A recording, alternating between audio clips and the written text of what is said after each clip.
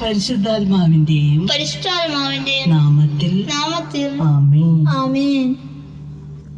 അമ്മാമേ, ഏത് ബൈബിൾ വചന വായിക്കണ്ടേ? ഇത് ഡിസംബർ അല്ലേ, മംഗളവാർത്ത വായിക്കേ.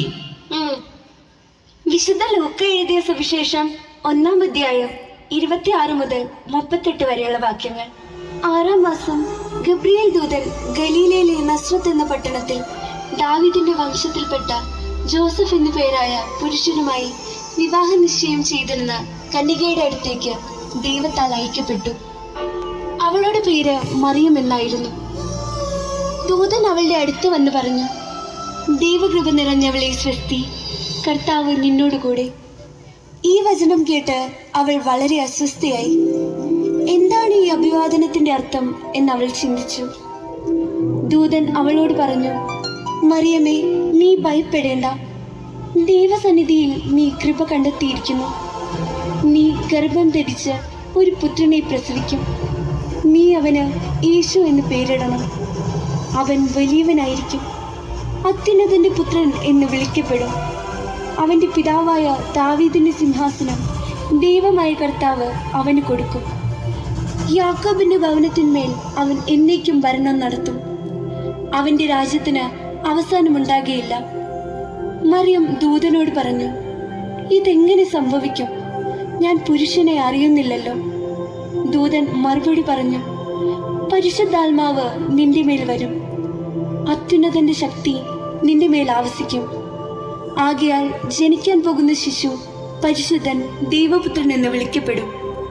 ഇതാ, നിന്റെ ചാർച്ചക്കാരി വൃദ്ധയായ എലിസബത്തും ഒരു പുത്രനെ ഗർഭം ധരിച്ചിരിക്കുന്നു. വന്യ എന്ന് പറഞ്ഞിരിക്കുന്ന അവൾക്ക് ഇത് 6-ാം മാസമാണ്. ദൈവത്തിന് ഒന്നും അസാധ്യമല്ല. മറിയം പറഞ്ഞു, ഇതാ കർത്താവിന്റെ ദാസി, നിന്റെ വാക്ക് എന്നിൽ നിറവേറട്ടെ. അപ്പോൾ ദൂതൻ അവളുടെ മുന്നിൽ നിന്ന് മറഞ്ഞു. പരിശുദ്ധ മറിയം ദൈവഹിതത്തിന് ആമേൻ പറഞ്ഞിരിക്കുന്നു. ദൈവനാമം വാഴ്ത്തപ്പെടട്ടെ.